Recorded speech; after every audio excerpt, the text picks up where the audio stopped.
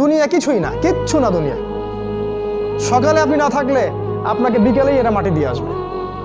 চোখ বন্ধ করে চিন্তা করবেন রাত্রেবেলা আপনি পৃথিবীতে নাই, আপনার স্ত্রী, আপনার সন্তান, আপনার প্রতিষ্ঠান, আপনার সংগঠন, আপনার সব কিছু কি থেমে আছে না চলছে? সব চলবে ভাই, কেউ থেমে থাকবে না, শুধু আমরাই থাকবো না। অতএব আমাদের কবরের চিন্তা আমাদেরকে করতে হবে। জ্ঞান অনুযায়ী আমল করি, অবহেলা না করি ইনশাআল্লাহ। 3 নাম্বার, আদর্শ পরিবার গঠন করেন। পরিবারটা হবে ডিনামাইট। রাষ্ট্র বিশ্ব কই যায় যাক, আপনার পরিবার যেন ইসলামের আদর্শের উপর থাকে। কারণ কু আনফুসাকুম ওয়া আহলিকুম নার, নিজে বাঁচো জাহান্নামের আগুন থেকে, পরিবারকে বাঁচাও। আপনার ছেলের ব্যাপারে সচেতন হন, মেয়ের ব্যাপারে সচেতন হন, স্ত্রীর ব্যাপারে সচেতন হন।